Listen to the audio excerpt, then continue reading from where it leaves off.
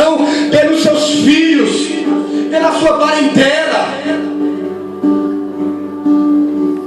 Você não pode desistir porque o tempo está passando e na maioria das vezes as coisas vão ficando piores. Porque na vida dela ela foi se despojando de toda a riqueza, porque segundo a história ela era rica, tinha posses, e foi perdendo tudo, foi se acabando, mas ela tinha um desejo no coração dela de ser restaurada. Como não falar de Jairo, um pai desesperado, príncipe da sinagoga, um homem honrado na cidade, um homem que tinha história, mas quando ele vê a sua filha moribunda, a ponto de morrer com 12 anos de idade, ele se despoja de tudo que ele tinha, ele desce do salto, ele sai do patamar dele e ele vai se curvar diante daquele que era poderoso para mudar a vida da filha. Ele chega com um ato de humilhação, se curvando e adorando ele.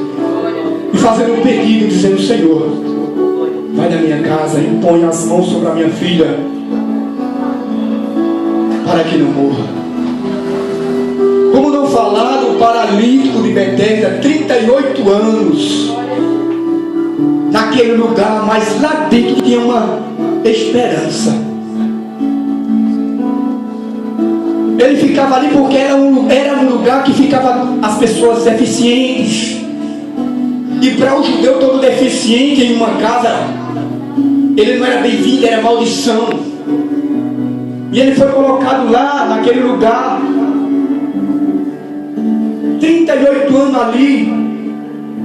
Mas havia um desejo no coração dele, porque havia um período em que o anjo descia, movia as águas, e todo aquele que entrasse naquelas águas, naquele tanque, ele saía curado. E ele, toda vez que ele saía dali se arrastando, paralítico, deixava o seu cantinho, a sua cama, e saía caminhando para ali, se arrastando no chão, para chegar, alguém chegava primeiro do que ele. E a história vai nos dizer que ele tinha 46 anos, mas 38 naquele lugar. E um dia Jesus deixa uma festa e vai passar por lá. Vai de encontro à vida dele, de encontro os projetos dele, dizendo, e quando ele chega, ele vai perguntar para aquele homem: querem ficar sã? Querem ser restaurados? Querem ser curados? Ele diz: olha, toda vez que eu tento, toda vez que eu procuro chegar, não tem ninguém que me leve, e sempre entra alguém primeiro do que eu. Jesus olha para ele e diz: olha, toma a tua cama, pega a tua cama e anda, e vai.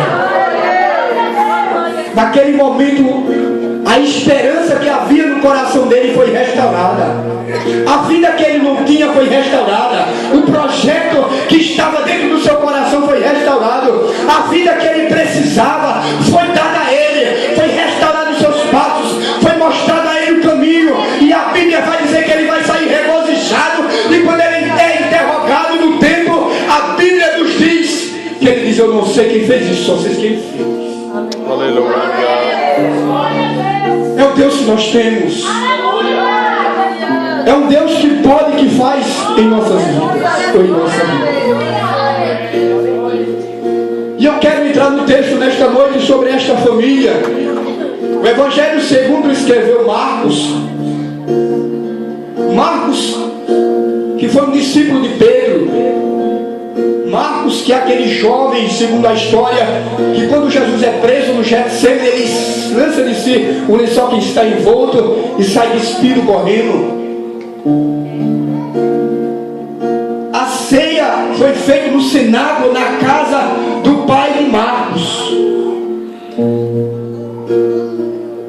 E é interessante que os historiadores vão dizer que Marcos, Pedro ditou para ele, Marcos escreveu.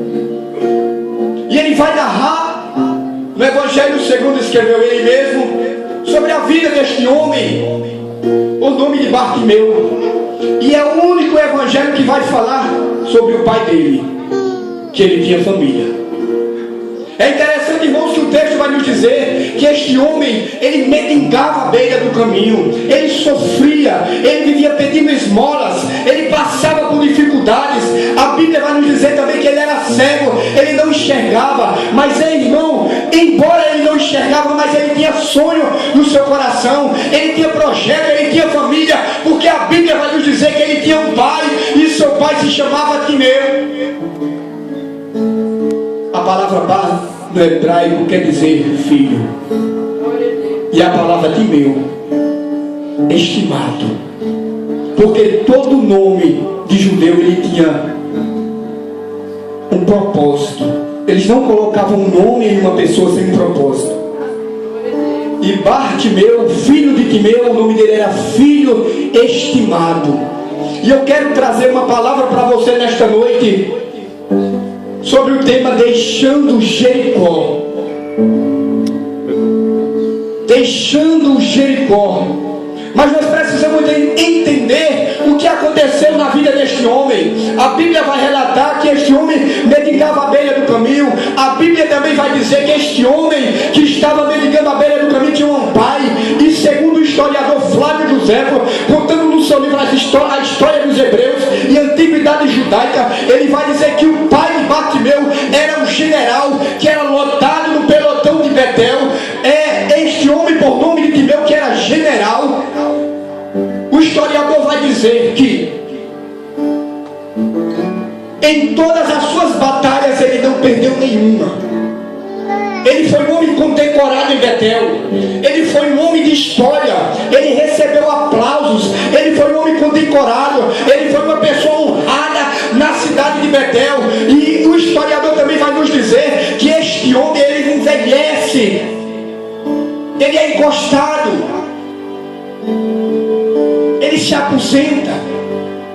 E eu imagino você nesta noite, todo pai que é general com seu filho, imagine ele no braço andando, as pessoas olhando para Bartimeu e dizendo: olha, o filho do general, talvez seja igual a ele, talvez seja melhor do que ele, talvez seja um guerreiro melhor do que ele, talvez ele use ou ande à frente do pelotão de Betel melhor do que seu pai. Talvez as mulheres pegavam aquela criança, colocavam no braço e diziam: olha, o filho do general. Mas meu irmão, a história vai nos dizer que aquele homem que ficou aposentado, Timeu, pai de Bartimeu, certo tempo o exército romano invade a cidade, toma toda Jerusalém, subjuga o povo judeu, coloca em cargos, faz com que o povo seja oprimido. O historiador também vai nos dizer que é cortado a aposentadoria de Timeu.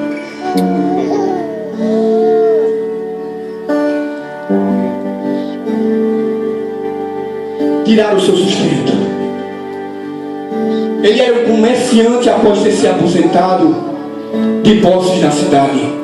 Foi confiscado tudo dele. O historiador vai nos dizer que ele se revolta, mas já era idoso.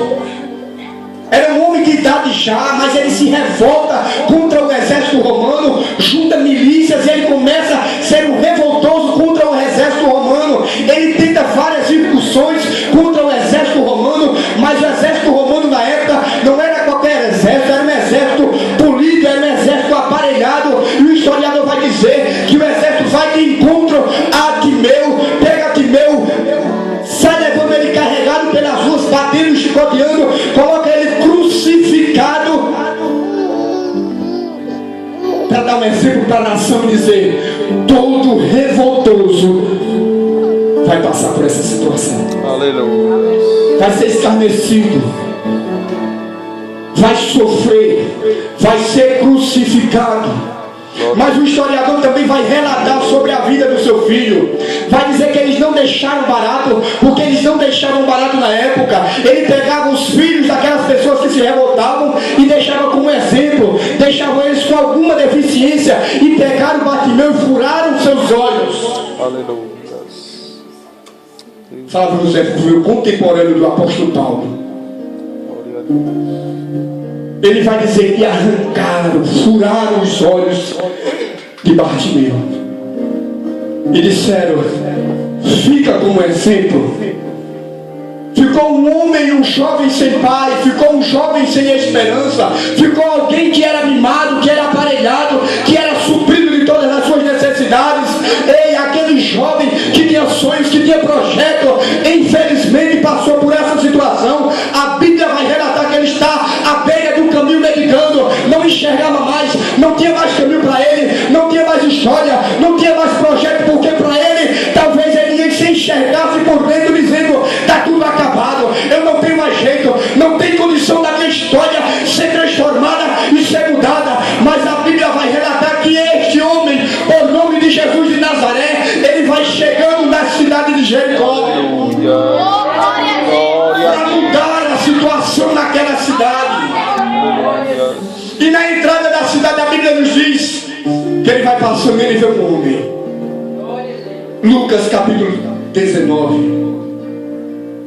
Vai estar Zaqueu, um homem de pequena estatura, sobe uma figueira para olhar ele. E quando ele vai passando, ele olha para Zaqueu e diz: Zaqueu, me convém pousar ou repousar em tua casa.